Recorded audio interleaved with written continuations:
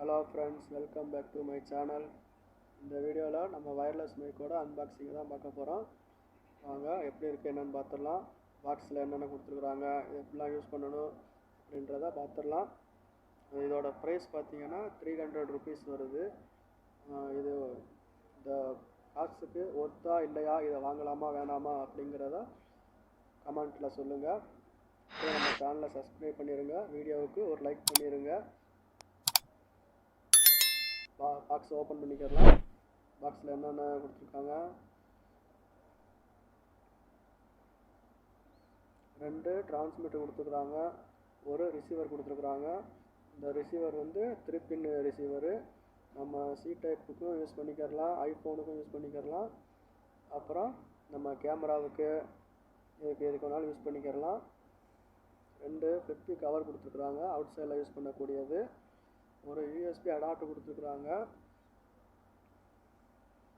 அப்புறம் ஒரு user manual கொடுத்துருக்குறாங்க.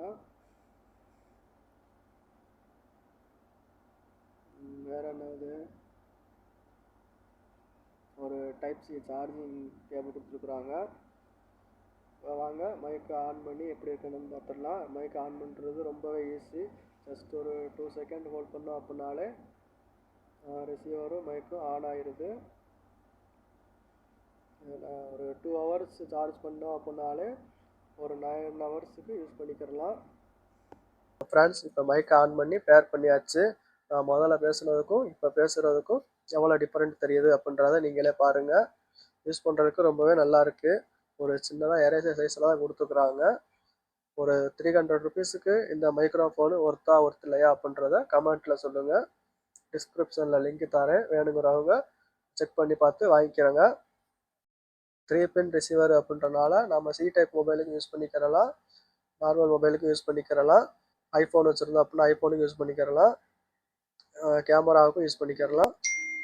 ரொம்பவே நல்லாயிருக்கு யூஸ் பண்ணுறதுக்கு.